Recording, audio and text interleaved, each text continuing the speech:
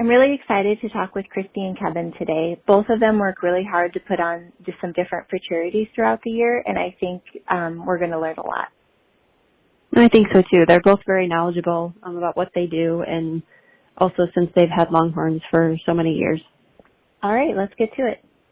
Let's go. Hi, I'm Molly. And I'm Jamie, and this is our From the Pasture with Hired Hand podcast.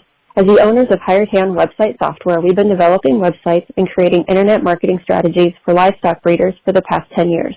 The majority of our customers are involved in the breeding of registered animals, such as Texas Longhorns, Highland cattle, horses, and white-tailed deer, where the pedigrees are very important. The From the Pasture with Hired Hand podcast examines many of the differences in raising pedigreed livestock for maximum profit. Join us and learn what we're covering today. In today's episode, we'll be talking with Christy Randolph from Lonesome Pines Ranch in Texas and Kevin Bryant from Bryant Cattle Company in Oklahoma. Both Christy and Kevin have raised Longhorns for several years.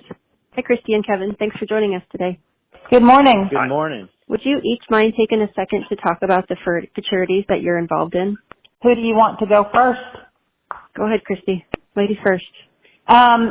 Our main futurity is actually the Millennium Futurity. I was asked several years ago to become the managing partner of that futurity. And so while we participate in futurities all over the country, the one that we are mainly involved with is Millennium Futurity.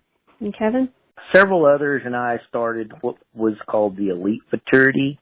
It's a whole different concept than what our futurities out there today are. And most recently, I'm working with Legends Futurity and Sale, and it's just a standard futurity, but it's just a different futurity. But they're both held local for. So, Christy, tell us a little bit about how futurities begin within the breed. Well, in 1999, Bill Davidson, Ben Gravitt put together a futurity that was loosely based on horse futurities and decided that with doing that they would add a heifer sale to go along with the futurity. That concept was to create classes of heifers and bulls that were based on age. They would be judged by a panel of 5 that included 2 beef-type judges, 2 Longhorn breeder judges, and then 1 wild-card judge. The animals would be judged individually and one at a time. They would name it aptly the Millennium Futurity due to the turning of the new millennium, and that certainly did stick. The second futurity, which was the Winchester Futurity, was established by Donnie Taylor and Bruce Olive in September of 2003. After the resounding success of this type of event, other futurities started cropping up all over the country due to the popularity. So, Kevin, explain to us a little bit about how futurities work. I know this is one of the questions that Jamie and I get a lot from new breeders that are considering attending one of the events, is they just have a lot of questions about how exactly it works if they were to enter an animal. The futurities... They're done by age groups. Each futurity sets up a group of ages, and they're not every one of them the same, of heifers and bulls. Some have just straight heifers. Getting into the futurity is just a matter of finding one that you want to go to and read what it is, especially the age groups, to make sure you have an animal that fits into that age group. After that, most of the futurities are 5-judge panels. There's different ones, 3s and 1-judge panels, but every one of them are basically, animal comes into ring, each judge is given, usually 35 to 40 to a minute to judge each animal. Each animal is scored off of what they feel the best animal that day is, and each judge has a different perspective of what that animal should be like.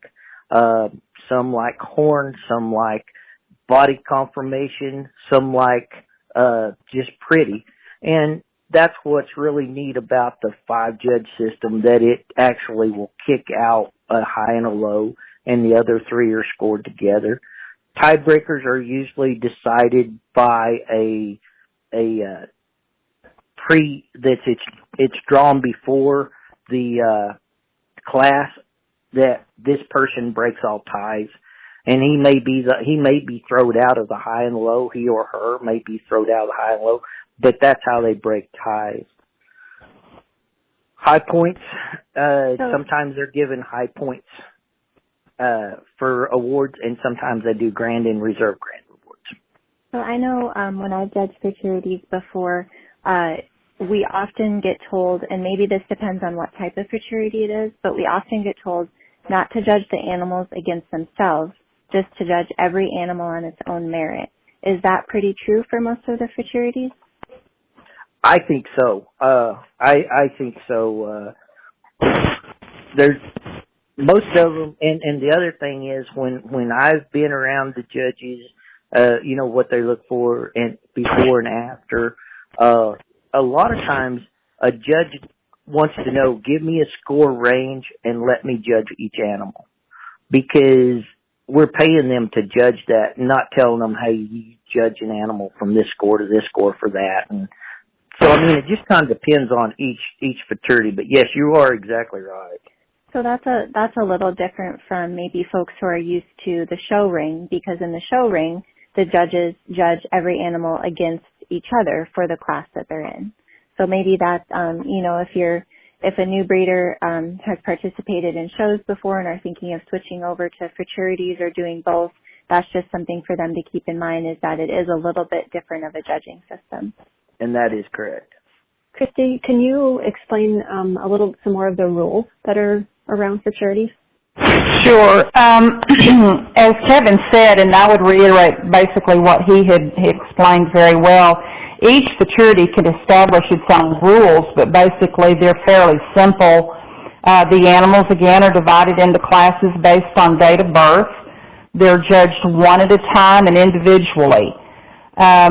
Generally, we ask the judges to base on specific Longhorn characteristics, conformation, color, horn, eye appeal, functionality, but not necessarily in that order, and give them a range. As far as Millennium goes, they get a range between 60 points and 80 points. The high and the low, as Kevin indicated, are generally tossed out, and the 3 remaining judge scores are tabulated to ascertain the standings.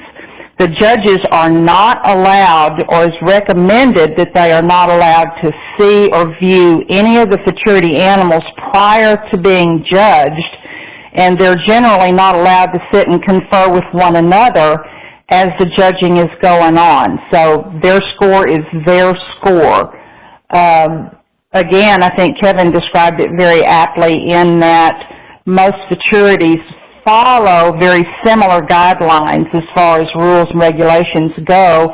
And Molly, as you had indicated, this is very different in the respect that where in a show you've got them lined up, as it were, in the ring and being judged against one another, where in this type of futurity they come in and that animal is judged based on its merit, not against what came in before or after. So, Christy, when you're setting up a futurity, for example, how do you decide on the age breaks with the classes? Because I know that that's different, every futurity, or even changes from year to year. Does it have to do with the number of entries, or are there rules surrounding what the age classes have to be? No, basically we try to group them in 3-month range. And it's difficult because if you've got a class that starts with December and ends in February, granted, the animal that was born 2 months ahead of time or 3 months ahead of time is going to have a size advantage over the other animals.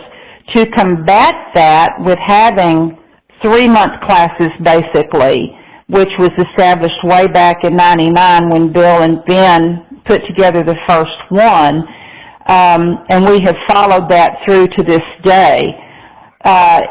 In having established classes of 3 months, we try to send the animals in not in specific date of birth order, but we mix them up so that a judge is kind of put back on his heels a little bit to judge that February heifer the same as he would the December heifer, in that they're not coming in biggest to smallest or youngest to oldest or oldest to youngest. So we try to mix it up that way. But the established classes are pretty similar to world show classes for both ITLA and the TLBAA, and we kind of follow that pattern.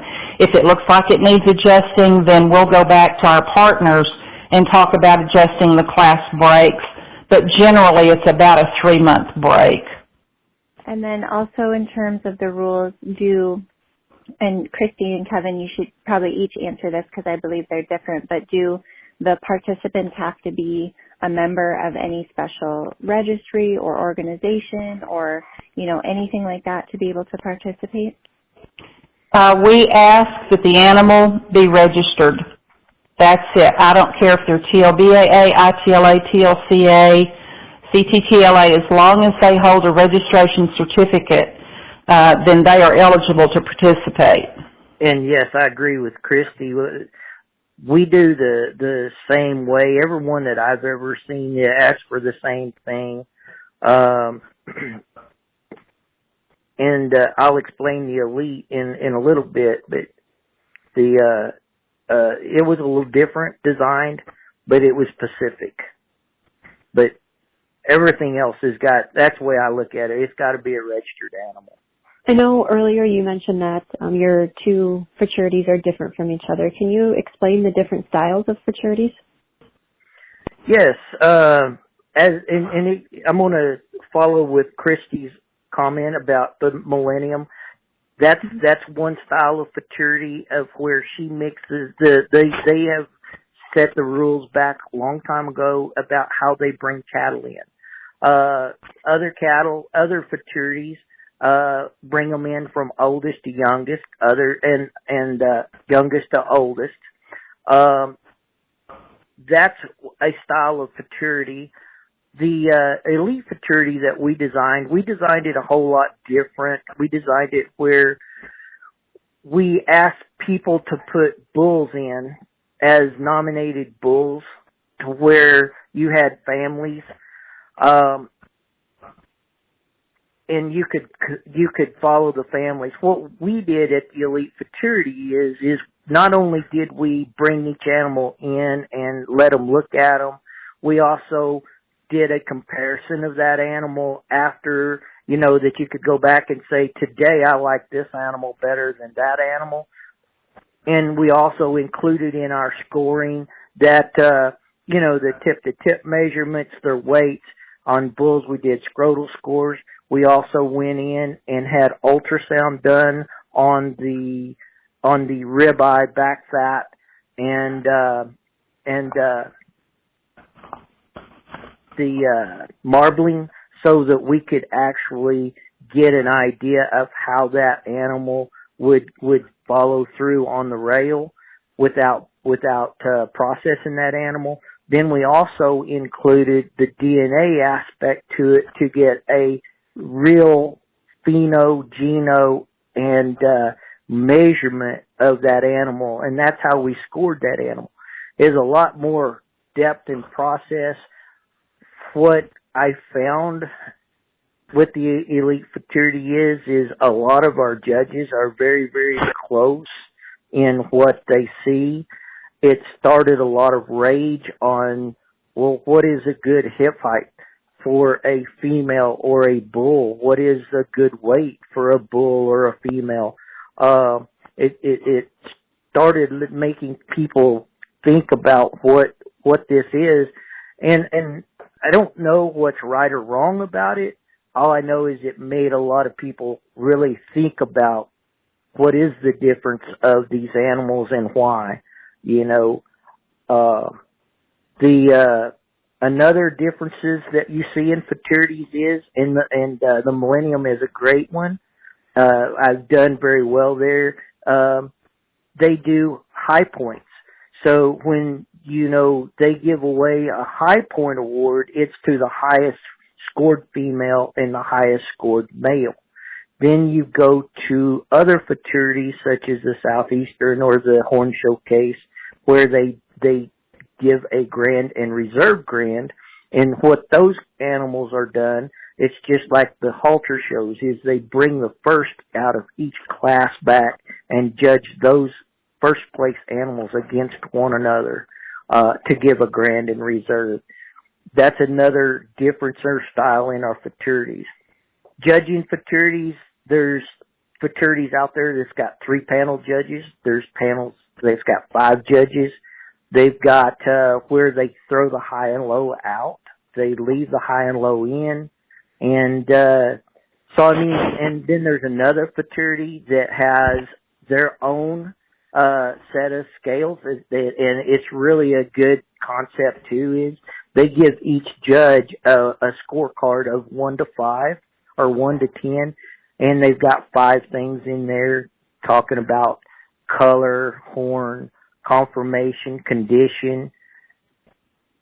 That's how that futurity works. So there's a whole lot of different styles of futurities, but when it's all said and done, it's still coming down to picking out what is the best animal that day.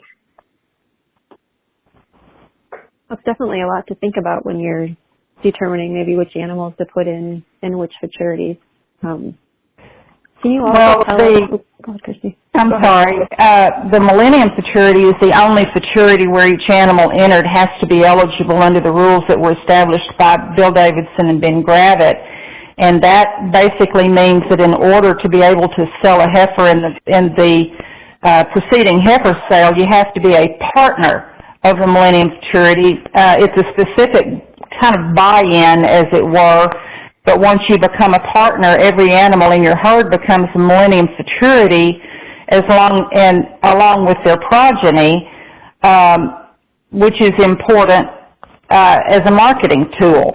The Millennium started with 3 partners, and now we have over 30 partners. Every animal that enters the Millennium has to bear that Millennium Futurity stamp on their registration certificate to qualify. You don't have to be a partner to be in the futurity, but you can't sell in the Millennium Futurity sale unless you are a Millennium Futurity partner. Millennium Futurity has had the highest payouts of all of the other futurities based on number of entries each year. And also, they added a Calcutta, which kind of brought a different dimension to it. Millennium has paid out as much as $164,000 annually in several years past. Interestingly, too, all the winnings of a heifer that's been sold during that sale goes to the new buyer. So that's an incentive to put in absolutely the best, get the best bang for your buck at the sale, and then you can come back and bid on that animal in the Calcutta part of it, increase the money going out. So basically, I think that is the biggest difference in the Millennium Futurity versus a lot of the other futurities. I'm glad Agreed. you clarified that, Christy, because I know Jamie and I get asked a lot about the Millennium Futurity eligible, stamp on the registration or on the website. And so I'm glad you clarified that is, that doesn't have anything to do with if they can enter an animal in the futurity. That's strictly who can put animals in the sale, if they are a partner and then all their herd, receives that kind of designation. So and that's important to point out. I think as we've grown to the 30-plus partners, almost every animal now that you see has that stamp on the certificate. And I guess that's, 20 years later, you would have expected that, as we've grown. So, but that is a question that comes up very frequently is, do I have to be a partner to be able to participate in the futurity? We've generally got about 168 to 175 animals entered. Seems to be growing every year. So, but that's the main difference between Millennium and most of the other futurities. Christy, do you want to share in this interview how much it is for someone to become a partner if they're interested, or would you prefer that they just contact you? No, it's public knowledge, and I don't have a bit of a problem. If you want to become a partner of the Millennium Futurity, it's $5,000. However, that being said, you know, that sounds like a lot of money, but what we've done to help folks out that really want to be involved and become a partner is if they'll put $1,000 down, then they can put up to 3 or 4 animals in that heifer sale for that year, and we will deduct from proceeds any remaining balance. We try to make it easy for people to get in, and so that was something that we got together and discussed 3 or 4 years ago, that if you want to just put a down of $1,000 and then guarantee us that you'll put in, you know, several heifers, then we will deduct from proceeds the balance. But you're entitled to all the rights and benefits of the Millennium once you make that $1,000 down payment. So, Kevin, is there a limit on the number of times an animal can be entered in a futurity? I know Jamie and I get asked that question quite a bit, too. The answer is yes and no. I thought about this. The answer is yes. An animal can be entered at one time at a Pacific single futurity. So, you know, you can only enter that animal one time that's at that futurity because it shouldn't match any of the other age groups anyway. The no answer part of that is that you can haul that animal anywhere you want to go that meets the criteria of that age group that animal is. So, you know,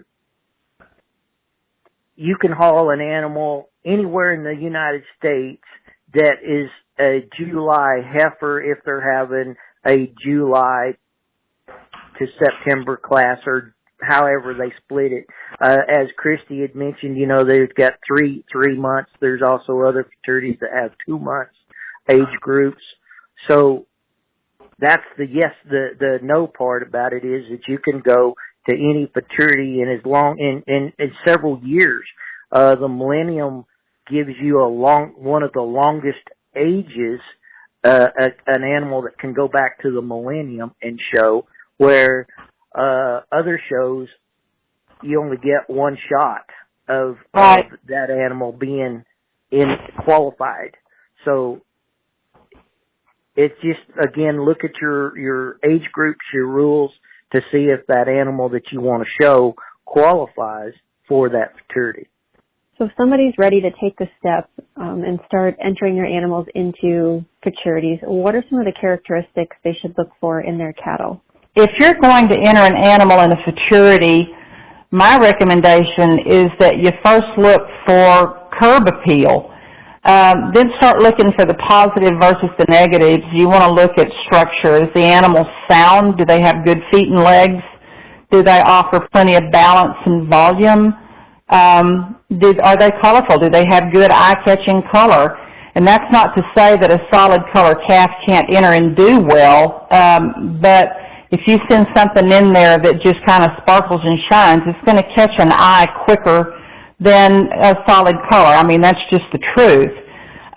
What about the horn per day of age? And then we look to see, in our own animals, we look to see what kind of top line does he or she have. Do they have a good tail set? We look for things like, does the bull have an excessive sheath, or does a heifer have too much navel that you feel like ultimately they won't be able to overcome or grow into? We look at hip structure. Do they stand with not being cow-hocked or sickle-hocked? Do they move loose and easy with that back foot hitting the print of the front hoof? Do they have a nice clean neck and a neck that ties in good with the shoulders? It sounds like a lot, but if you really analyze it, most of those things come to the surface fairly quickly. I would never put an animal in a futurity that I would not be proud to be represented by. So, Christy, some of this is I think, common sense for you and John, because you guys have been, involved in Futurities and have won so many for a long time. And then you also are involved in the show circuit.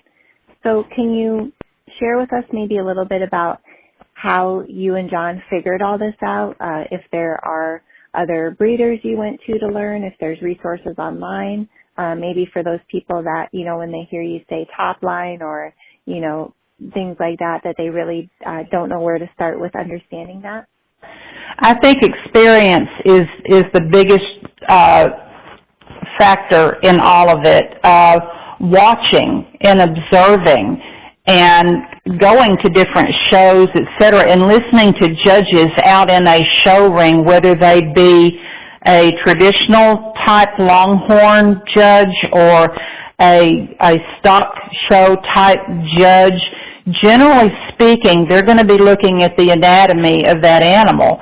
And so for John and me, we started out with just what we liked. We would go out and look and, oh, she's really pretty and, oh, she's great. But the general anatomy part, there's a lot of resource online as well.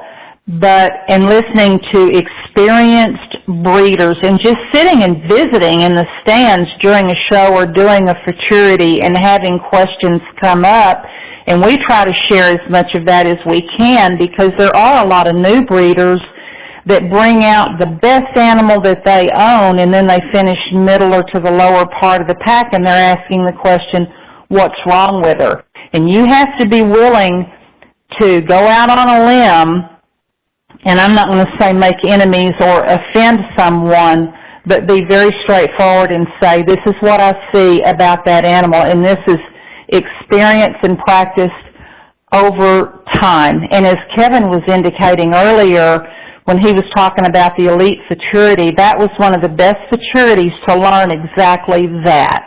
And if you could convince people to get them into a situation where they are judged not only because they're pretty or because they've got a massive amount of horn for their day of age, but look beyond the obvious and then start really critiquing. And it comes with experience over time and being willing to set yourself out there. And that's where John and I came from. We were not really successful in the show ring or in futurities until we learned some hard lessons, and that was doing research.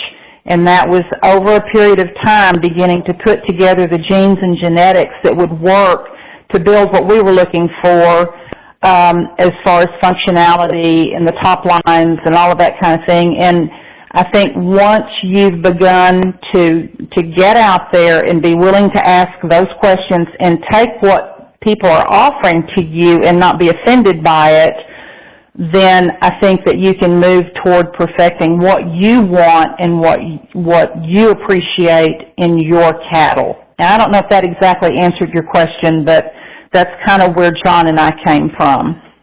No, I think that's a great answer. One thing that I guess I would add, maybe pose to a question to both of you, is from what we see also, one of the quickest ways to maybe skip through some of that learning process is to purchase an animal who has won futurities before. I know that, they're available in the sales, but then also, are available private treaties. So that would also be an option, but obviously still important to participate in the learning process so that, you're able to then down the line also breed your own, correct? Yes, absolutely. Absolutely. Anybody that's got a decent checkbook can go out and buy a futurity winner, but that futurity winner very oftentimes has someone else's brand on it, and you would really like to have your own brand represented at the different futurities and sales. I mean, it's a promo for your own marketing program, but you're exactly correct. Another way, Christy, and to follow up with Jamie, if you go buy a futurity animal that's won futurities, it may be out of when you purchase that animal, it may be out of the eligibility to show it at the next futurity. But correct. To follow with with Christy and Jamie, if you buy a futurity winning animal, you can breed that animal, and that next animal that you can haul to those futurities. I'm not saying that just because it wins a futurity means that they'll produce one, but you have a better chance of going forward with something that's already been proven. So that's a very good point. Can come back and have your brand on it. Good point. So, Kevin, how should people care for their animals before a futurity? You know, this is a question that has been hammered on with when we go to the futurities, because the way I understand it, and Christy will have to follow up with this, the way I understand it, when the futurities were first started, they wasn't conditioned to the conditioning we have today. So we still have people trying to participate in the futurities that are bringing their cattle out of the pasture, maybe on feed for 3 or 4 days, and when they get back, they kick them out on pasture. Then we've got other people that are conditioning this animal to be the best it can be at that futurity. I'm one of those that I don't want one overly fat, although today you can get one there, but I want one to be really, really clean. It doesn't have to be fleshy, but it's got to be clean. You got to look at their feet. If they've got maybe sometimes I've seen some of these cattle that's been pushed too hard and they got foundered and they didn't trim their feet. Well, when they walk in the ring, their feet they don't set on them correctly and they're not sound. You can do some cleaning and trimming, to do that.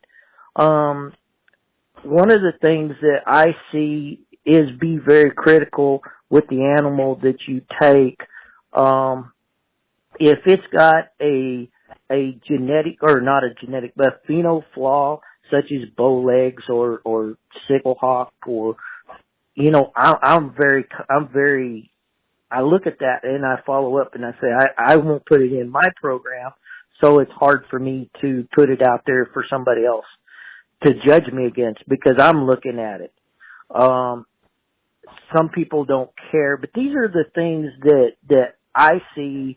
You need to get them in some kind of condition. You don't really want them coming out of the pasture per se, but, they need to be in some kind of condition. I think today we're seeing some animals that are over-conditioned, and it's really hard to look through them, because when they're over-conditioned, it takes a really trained person to go back and look at the characteristics of the Longhorn in that situation. So it's really tough for me to tell you how to do it or what to do, but the things you need to do is you need to have them clean. Some people trim their heads to get the hair off their head, so that you can actually see a horn, how that shape is, what it is. Are they laying back? Are they laying straight out? Are they rolling forward? Other people don't trim it. And when you run those two animals side by side or back to back, the first thing you'll see that first clean-headed animal, and it really pops. And the second animal that you haven't trimmed, the judges really have to focus on what's behind there. And the thing is, we're judging these animals in 30 to a minute and a half, 30 seconds to a minute and a half. When you get that animal to the futurity, you don't want a judge to have to study that animal to say, hey, I like it or I don't like it, because the two animals may be identically the same, but whoever brings that really clean animal in, that's in decent flesh, good flesh, that really has a sharp eye appeal, it's going to really look at what the next animal coming behind it or in front of it is. and they could be really similar in kind, but one was fitted for the show and the other one was pulled out of the pasture. So that's the kind of the things I look at, and these are things that I've learned. I still have not learned how to fit a heifer. Mine always get beat bad. They do not. They do not. Y'all need to cut that out of this recording. That is not true, Kevin. I've seen your animals. I tell you, I would agree with 99.9% of what Kevin just said. I would like to caution breeders that getting them fit for show or for a futurity, you have to be very, very careful about overfeeding and overconditioning your animal, because ultimately you want that animal to be able to go out and do its job. If you get an animal so fat that udder on a cow fills with fat, you will never get rid of it. And then all of a sudden you've got an animal out here that looks great running around, and she's got a calf at side that's not performing because the fat in the udder prevents the milk production in the udder. The same thing goes for fat in the brisket. If you've got an overly conditioned animal and they've got fat in the brisket, you never get rid of it. And so there's a very fine line there in overconditioning and have them fit for a show versus a futurity or whatever. The overall health of the animal is paramount to anything else, and that's just my opinion. Christy, you both talked about overconditioning. Is there other things that people can do to prevent overconditioning beyond how much they're feeding the animal? That's a difficult question. I think that you just have to be very, very cautious because, what goes in doesn't necessarily always come out. And so you want a good basic feeding program, but you want that for your whole herd. You don't want that just specific to show or futurity animals. And so I think if you keep a good balanced diet for all of your animals, then it'll show in the end. How early do you personally pull your animals, off just grass or whatnot and start, feeding them if they're going to be participating in futurities? Is that for both of us or one of us or? Sure. No, I'd be interested to hear both of you. Okay. What we do is once our calves are born and they are looking for a supplemental feed, we start them on just a basic creep feed. Once that animal is ready to wean, she goes into a weaning pasture. She's on exactly the same feed as what she was offered free choice when she was on her mama. So there's no stress in changing the feed. We make sure that if they're on a pasture that maybe like this time of year where there's not supplemental grass and good grass growing, and we usually try to keep them on a good coastal patch, but of course this time of year we've overseeded with a little bit of rye, but we make sure if we're not able to cut our own hay, which normally we do so we can monitor the protein in that hay, we buy good quality hay, and it's out all the time. We keep a liquid supplement out for them. We keep blocks out to help prevent flies. We keep salt meal out, and we keep a liquid mineral out for them at all times, and they have it free choice. And what we've discovered by having it out free choice is they will eat what they need and then they leave it. They don't stand at the feed trough and eat all day long. They will eat what they need and they walk away. And we've had very good success with that. So we don't buy a bunch of high-powered show feed just to put them on for a couple of months or whatever. They stay on the same steady diet all of the time. And we just don't switch it around. And, we've had great success with that. So I guess our position is if it ain't broke, we don't try to fix it. Kevin? I agree with what you're saying. I didn't realize that's what you did, but it's kind of funny. I do a lot of the same things. I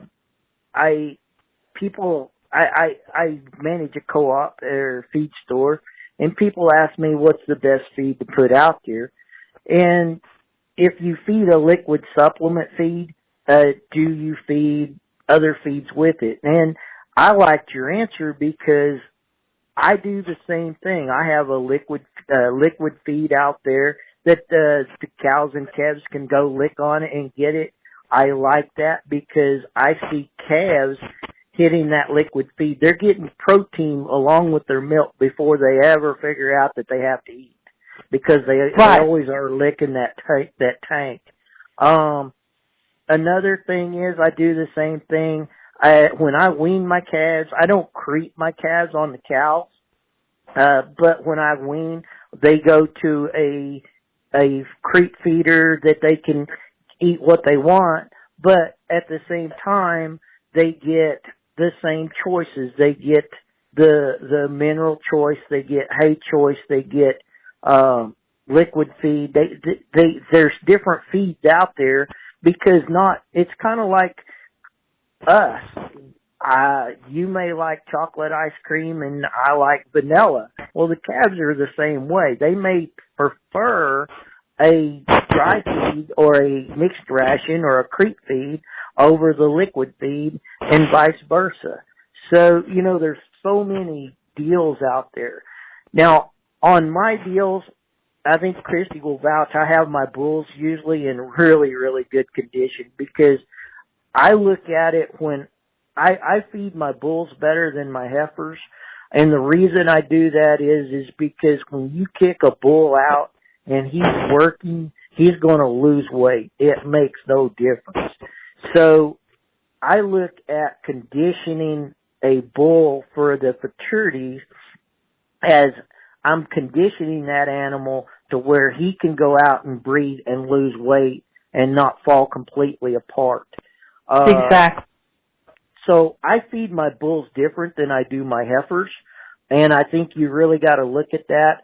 I know people that feed heifers better than their bulls, and their thinking is they've got to get that animal tall enough or to the maturity faster, because one of the traits of the Longhorn is they will breed sooner than English breeds. Well, still, you've got to have that animal at 60 to 70% of its body size and maturity at that age. So they push them a little harder to grab that. Otherwise, our heifers, they're the same way. I hand feed our heifers, Jody hand feeds our heifers. I don't even know what I feed. I know what we feed, but I don't know how much we feed, because that's her deal. And I know some of her heifers get better feed than the others, because we've got to hand feed them too, So, but I'm with you. Basically, we do the same thing. But still, I want to follow up with what Christy's saying about these over-conditioned heifers, and even our bulls being over-conditioned. If we feed them too much, we're going to on a bull. If we found them, we're going to affect their feet. When you affect their feet, that affected that animal for its lifetime, because it wakes up in the morning, it may not be interested in going breeding cows. It wants to sit in the shade and complain about his feet hurting. So you got to be very careful there. But again, on the heifers, I'm with Christy 100% on this, is that we can overfeed a heifer and run that heifer for life.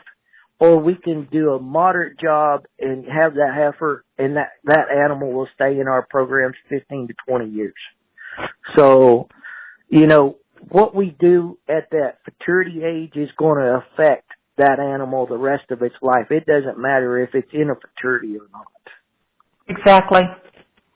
Very true. Love what you're hearing? Be sure to check out our Pickup Truck Confessions.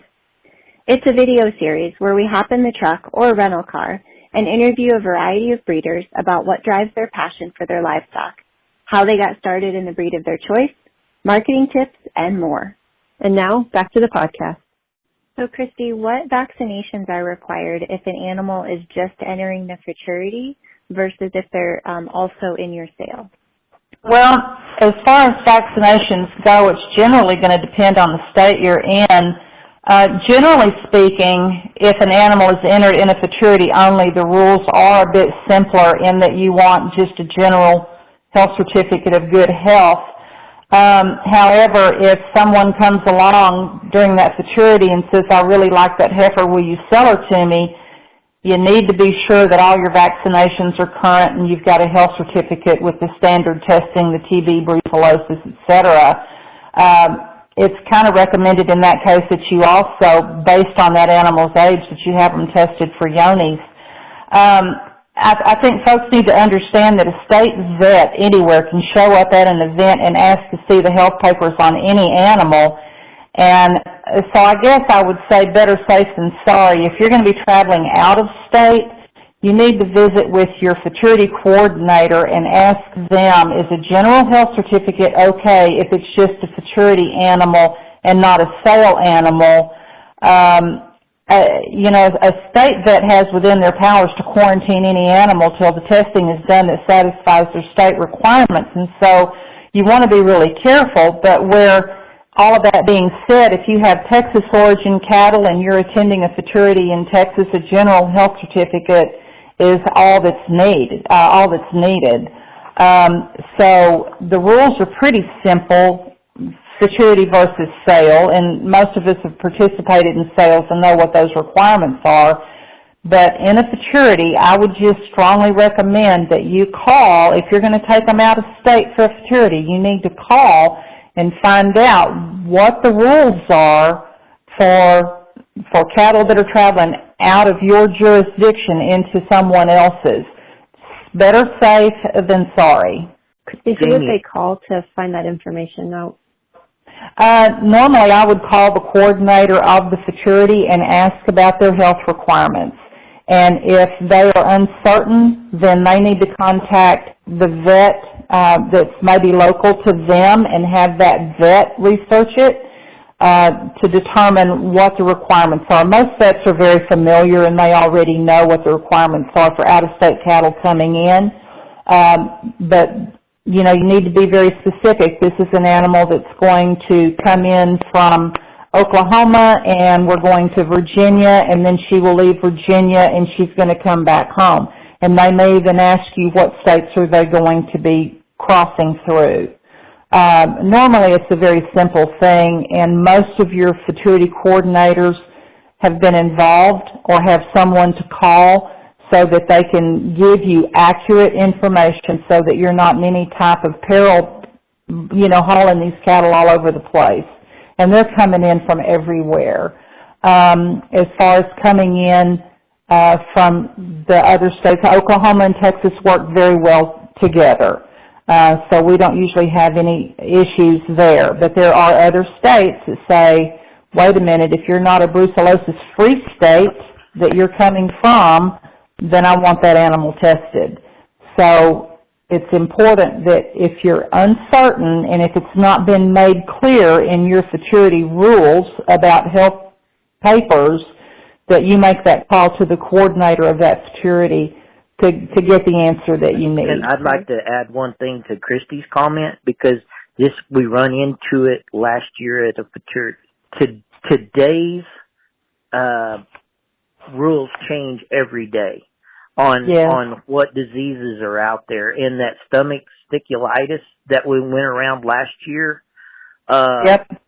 we had to have a local vet at the Elite to come out and write health papers for people that come out of Missouri, for example, to go back home.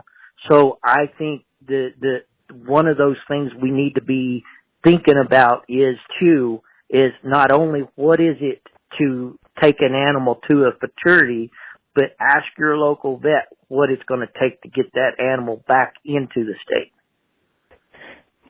I think most local vets are willing to make that phone call for you before they write a health certificate. So you can ask your vet that you normally use, can you verify for me before you sign that health certificate what I'm going to need to get home or to get where I'm going?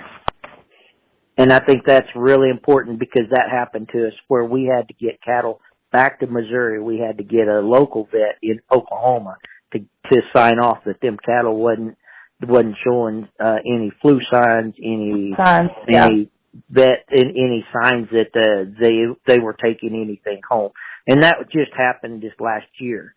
So I think just be prepared because we wouldn't have known nothing about it if it wasn't for the gentleman calling me, and I had to do some research to get there. Yep.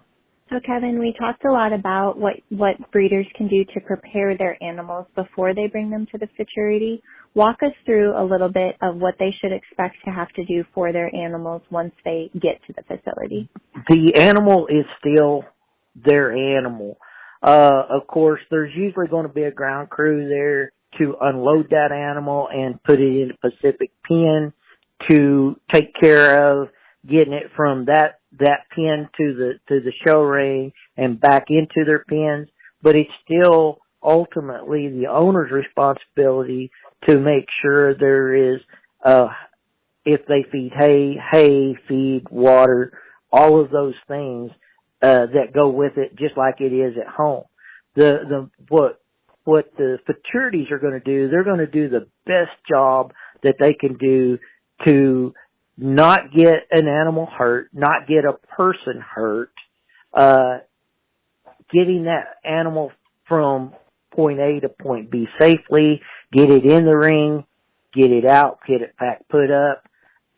One of the things I always check is, even though they come in and put these animals back in the pens, I always make sure that the gates are latched or wired because, you know, as they're doing this, as people putting on these Futurities, they're doing this. Think about every minute, every minute to a minute and a half, an animal goes through the ring. Well, these guys are doing the best they can do to get them from point A to point B, in a timely manner. And sometimes they don't get a gate totally wired or shut, you know, and it's our responsibility as owners to go out and make sure, you know, after the Futurity, before you go eat, you know, that those gates are shut. Make sure they've got water. Make sure that if you want to get extra hay that you feed them. It's your responsibility to put feed in front of them because they're going to fall off a little bit, and you want, these cattle have been hauled, like Christy said, all over from the United States. They're coming in. You know, one of the things that we started doing at the Elite Futurity last year is I tried to make sure we had water and hay in every pen. That way, that animal come off the trailer, it could get something in its you know, coming off the trailer without the worry. But that's not going to happen at every Futurity. Other issues with that being is there's some people that they want to use their water tub. They don't want anything to contract. So, you know, these are things as an owner that how do you want your deal taken care of? You know, if you get the animal unloaded, if they're offering water, if you don't want that, and you need to go take care of that thing. As what I'm looking at it's just one less thing for somebody to have to do, but the Futurities as a rule, they're not responsible for feeding, water, and putting hay out, shavings, if you want shavings, stuff like that. These are all the owner's responsibilities. The only thing that Futurity is, they're responsible for is, of course, is to safely get that animal from point A to point B, make sure that it's in the show ring at the right time, do the best they can for your animal. That's not saying something freak deal might not happen, but, you know, as a rule, you don't see a lot of damages coming from these Futurities. It's a lot of my damages that I've ever done is my own stupidity at home. But that's the Futurities. They do the best they can do to get your animal from point A to point B safely and be safe themselves. But as a rule, it's the owner's responsibility to make sure there's feed, water, and hay in that pen. I would agree with that. Millennium Futurities started a few years ago with feeding and watering every animal except for special feed that you want to provide your animal. But Kevin's right, some owners are very particular about using their own watering tubs. They don't want any, contaminants or anything out there. And so Millennium makes sure at the unloading area we've got hay in every single pen, whether you're Futurity or whether you're sale. There's a water tub in every single pen. If you as the owner aren't wanting to eat the hay that's in that pen, you need to let us know so that we don't waste our hay putting it in there if you want special hay going in or you want special feed or you've got additive to your water or whatever. I would also like to go back just very, very quickly about some of the qualifications for animals that you put in Futurities. Recognizing that some of these animals coming off of a trailer may never have even been on a trailer prior, watch the disposition of your animals. You don't want something that shows that she's excitable or a little goofy even out in your pasture or your pen area where you've got them and then expect them to act differently when they come off the trailer. So I would caution that as you're picking out your heifers or your bulls that you want in, watch their disposition. Watch the disposition around other animals and just be sure, because if they come off and they get all excited and the judge can't see them because they're racing from one end of that ring to the exit gate, it's very difficult for the folks in that ring to move them around where they can be adequately judged. So you all have given definitely some tips on what to do with the animals, from trimming their hair, what you feed them, looking at their feet and their disposition and anything. Is there anything else, any other special tips that you can offer for people to get their animals in tip-top shape? We talked earlier about this. We just make sure that our animals stay on the same type of feed from the time they're introduced to supplemental creep feed as babies. It's fed free choice, et cetera, what we indicated before.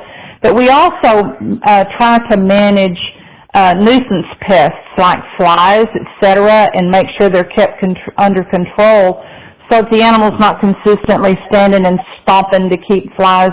Heel flies are tough. They're just tough to manage. But we also try to reduce any stress when we're working them, like vaccinating, measuring, et cetera, and having them being accustomed to being handled so that they can better utilize what goes in if they're not stressed out. Lots and lots of clean water, good clean hay, et cetera, when the grass is dormant and stuff. And I think you just want to exercise common sense. You want to take the best care of those animals you possibly can in whatever conditions you have. And have a goal in mind of what you expect from that particular animal, and just do your very best with regard to appropriate feeding, appropriate grooming. There's nothing wrong with having that animal moved in and out of a chute just to become accustomed to doing that, and getting your hands on them if you can, and maybe using a brush or if you're going to clip or whatever, have them accustomed to you being kind of a hands-on person. Some of those animals may object to that procedure, but most of them like a little curry comb from time to time, if you can get them in that situation. But I think the key is no stress or a small amount of stress, and having them accustomed to being in an area where they're not threatened or stressed out or whatever.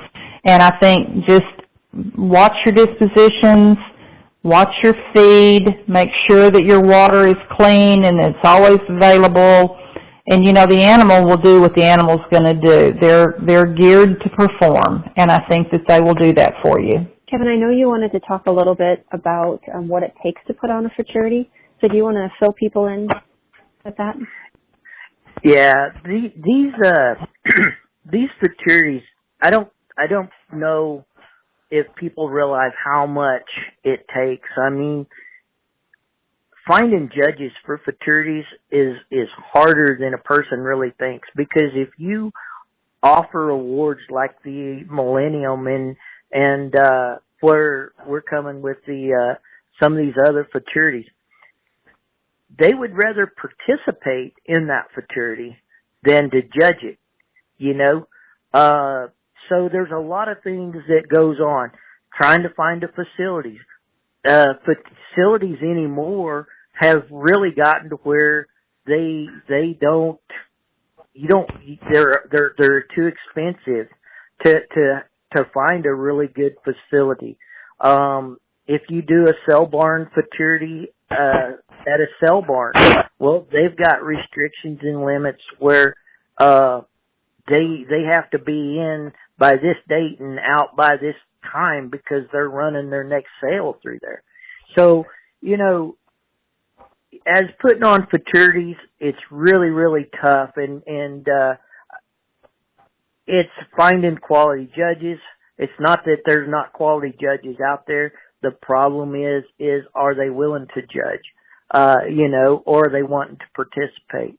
Finding a facility, and Christy and I both have witnessed this on trying to find a facility that is within a price range that you can actually not be pulling money out of your pocket to pay off the security. Getting hay for the security. I don't know if people realize, you know, when we're in droughts, so we're trying to find hay for 150 to 200 head of cattle. It's tough to get quality hay to these futurities. Manpower, finding the manpower to get people to work your cattle without getting them excited, doing low stress to get them into the ring. There's another. So I mean, once you start looking at everybody, I was just guilty as anybody about, hey, let's put this futurity together. Well, once you put it together, that's the easy part. It's the workings of that futurity that is the tough part. You haven't even mentioned getting the books done. I didn't want to. I figured you would talk about that. But that's the other part of that is making sure that you've got your class schedules together and every animal is entered appropriately within the class structures. And he's right about getting the judges. The bigger these things get, the harder it is to find judges who've not judged all over the place, and being able to secure facilities with regard to lodging for everyone, trying to block off rooms for folks.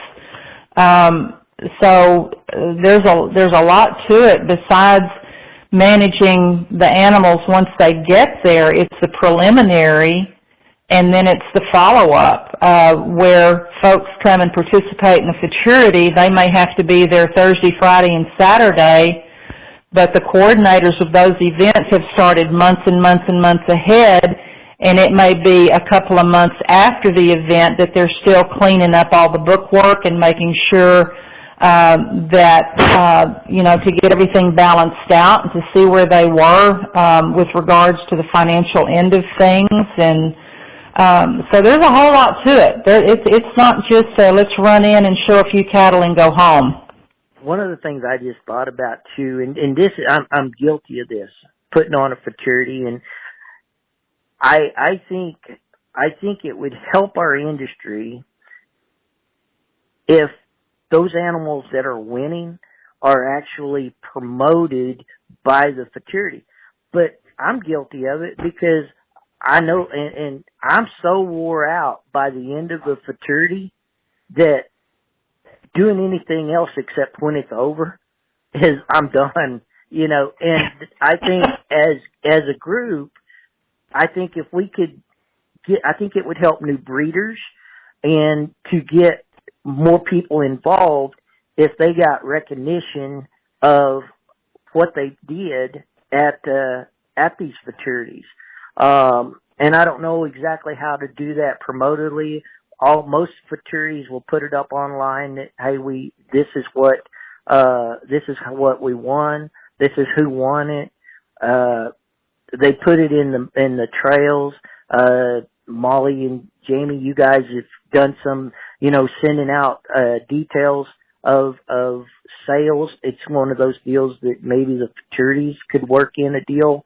I don't know. It's just, I think the more we can promote the people, and I'm not saying the winners only, we got to promote the people of everybody to make everybody a winner out of this deal. And I think it'll even grow our Futurities from where we're at. Agreed. So as we're winding down here on the podcast, do you each want to talk about who some of your Futurity winners have been in the past, and maybe some of your favorite overall winners?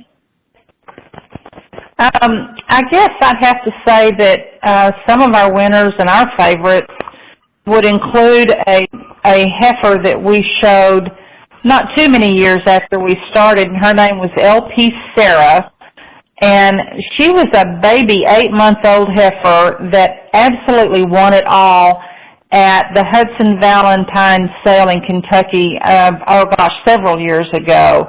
And in that Futurity, you were allowed, if you finished, I think, in first or second place, you were allowed to put that animal in that sale with no consignment fee, etc.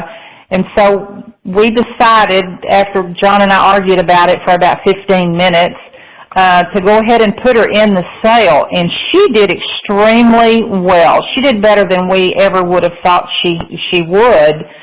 And so she would rise to the top as one of my favorites just based on that experience. But we've had several kettle heifers and bulls that have done extremely well. And John laughs at me all the time because he'll say, well, do you want to sell her? No, I don't want to sell her. That's one of my favorites. And that happens across the board with anything we're going to sell. No, that's one of my favorites. So, but we've had several kettle heifers and bulls that have done extremely well wherever we've taken them. And I guess that just goes back to trying to improve over what you have.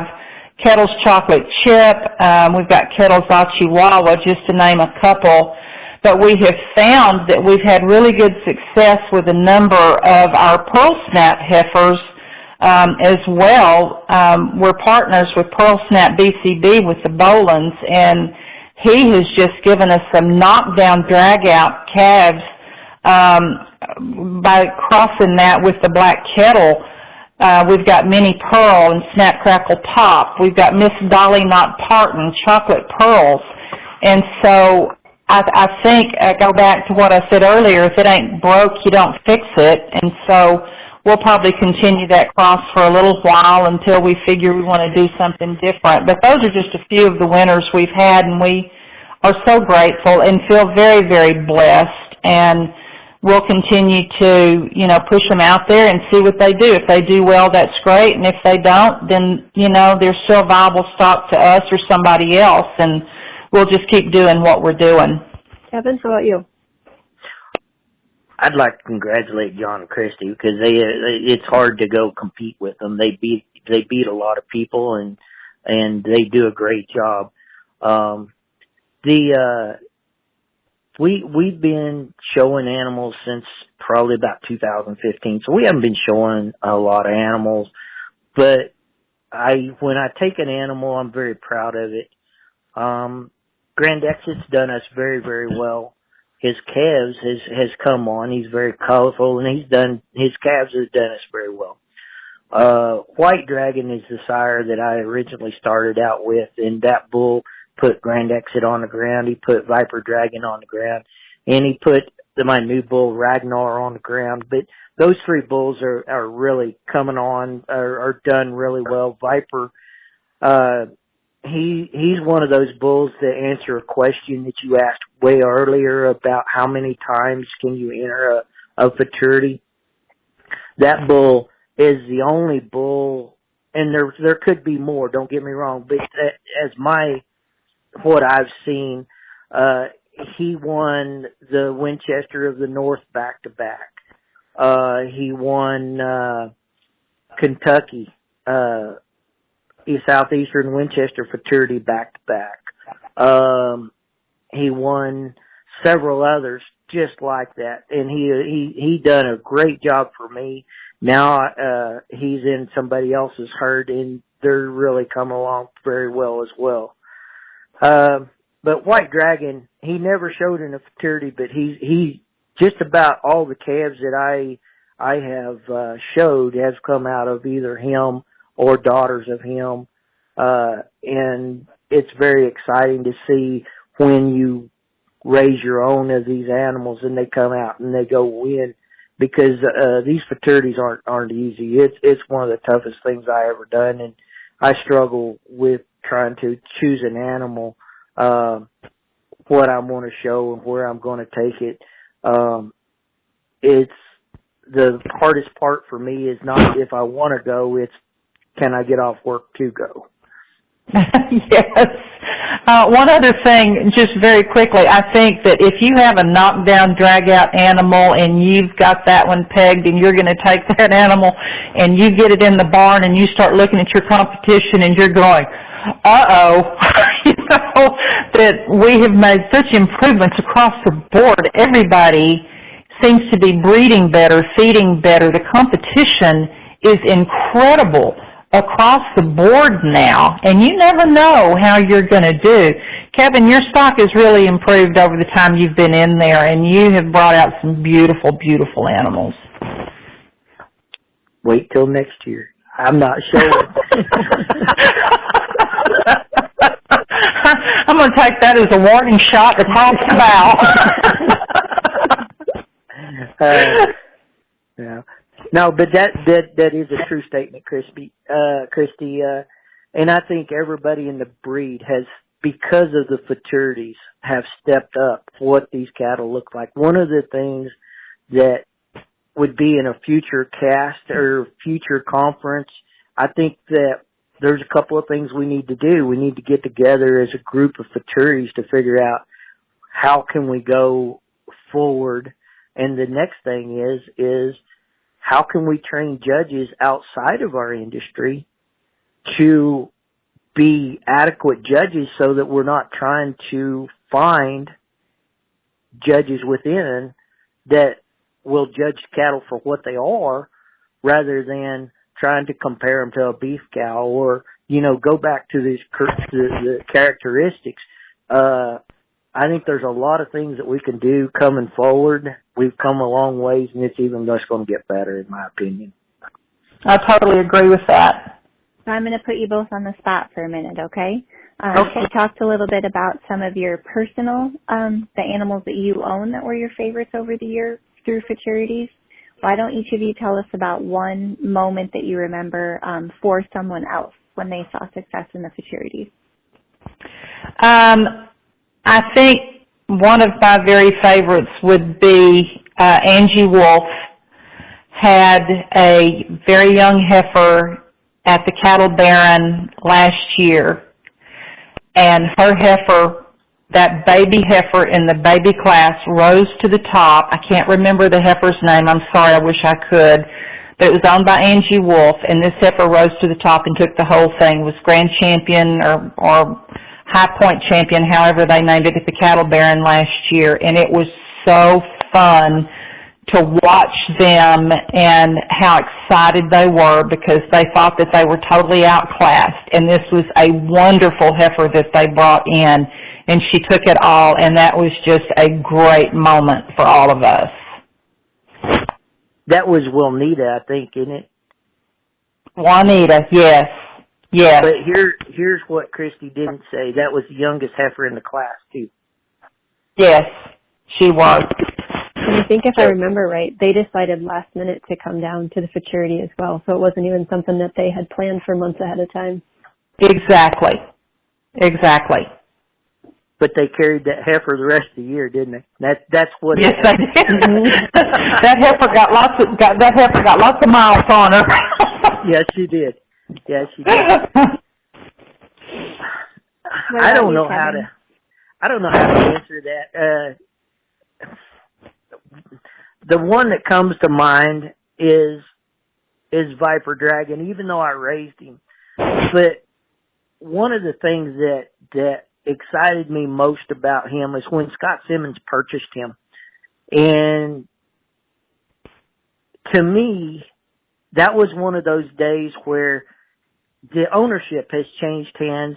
Everything else has changed hands. Scott's been showing these cattle for a long time, like everybody else, but he never won a rifle until that day. So, you know, I'm sitting up there at the Hudson Valentine and he wins grand champion, and I'm sitting there going, holy smokes, you know. And I look around and Scott, he's just out there. It's just like, this ain't my moment. Well, it was his, you know. Yeah. And for a lot of the people in this industry, and I use Scott, for example, I used, and Christy used Angie. They are so, I don't know how to explain it. It's just like, they're so humble. The people in this breed are humble.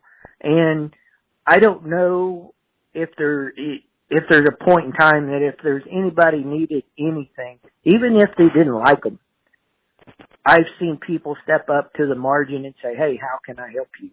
Or what can I do for you? Or they don't even ask. They just go do it. They do, yes. The people we live with.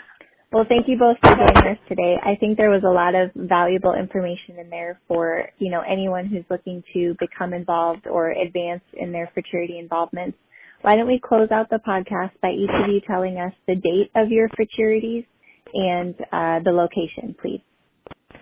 The Millennium Futurity will be the 7th, 8th, and 9th, and it will be held in Glen Rose, Texas. And if anybody needs any information about that, they can contact me at lpinesranch@aol.com.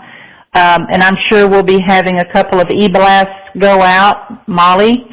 So, that's our next event, May the 7th, 8th, and 9th in Glen Rose. This year, I didn't put the Elite Futurity on. I didn't get it. We're holding off, but I am involved with the Legends Selling Futurity. It's going to be on May 15th. All I'm there is for support and try to get awards and get this thing off the ground with Justin. But it's May 15th at Enid, Oklahoma, at the Chisholm Trail Expo Center. This is where we've held the Elite Futurity the last 3 years. It's a great facility. It's all under one roof. The cattle and everything will be under one roof. We're going to use a building that's just adjacent to the where we house the cattle. So everything's going to be right there. This facility has been very, very well for us. If you need to get any information, you can email me at cactus254@gmail.com. We've got the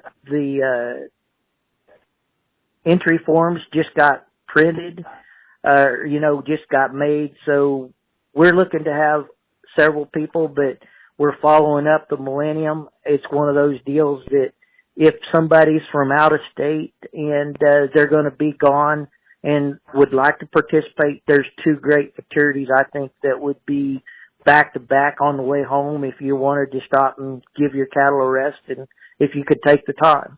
Perfect. Well, we'll link both of those futurities. We'll link those in the show notes for people. And Amy and I would just like to thank you both for joining us. You're welcome. It was great talking to you. Thank you for asking, and it's great to visit with you, and it's always great to be with Christy. You too, Kevin. I look forward to seeing you guys soon. All right. Talk to y'all later. All right. Thanks, guys. Bye.